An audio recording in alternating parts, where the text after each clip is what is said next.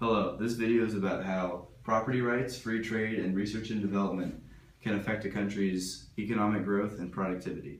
Now we'll be looking at free trade on the... Here's an example of free trade on graphs.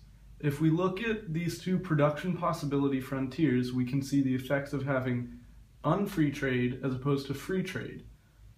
Unfree trade is shown at point A for both countries. Neither country will specialize in making a product, and they're limited to their production possibilities frontier. Once they decide to do free trade, they will then go to specializing, which is at point B on both graphs. Once they start to trade with each other, they will be able to exceed their production possibilities frontier at point C. This shows why free trade is better. Hi, I'm Ukraine, and I can either make 5 pine cones in 1 hour or 2 sticks. I'm Romania, and in 1 hour I can produce 2 pine cones or 5 sticks. Under free trade, I make pine cones. Under free trade, I specialize in sticks. When these two countries trade at a mutually beneficial rate, they can exceed production limits.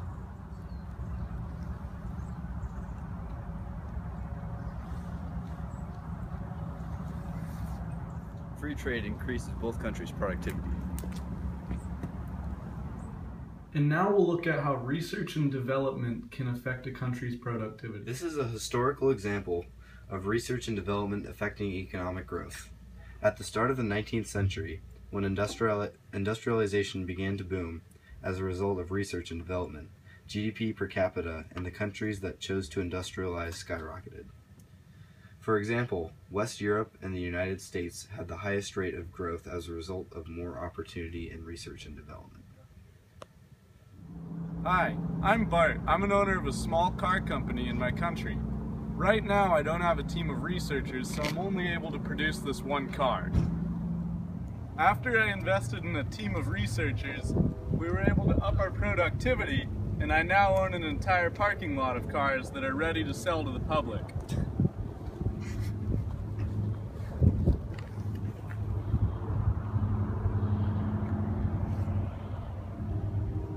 Due to the advance in technology from my team of researchers, we are now able to produce higher quality and more cars than ever before.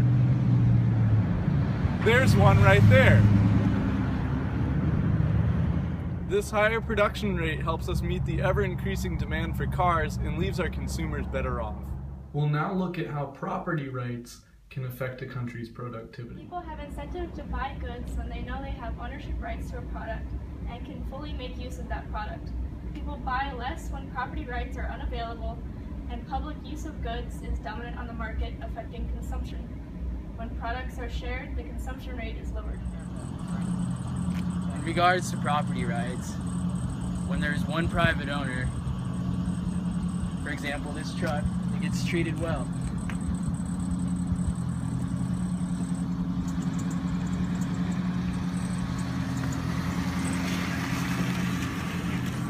He has the incentive to treat the truck right.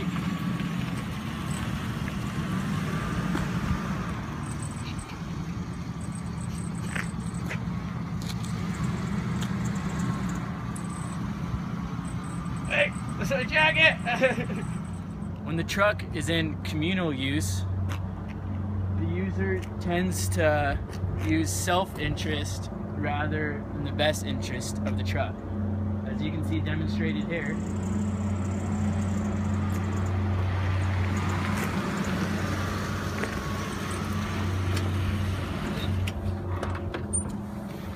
The truck was not taken care of.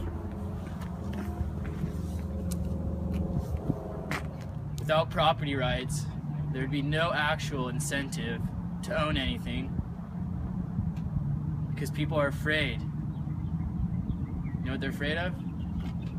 People misusing their property or the government misusing their property. So they don't want to own it. Go.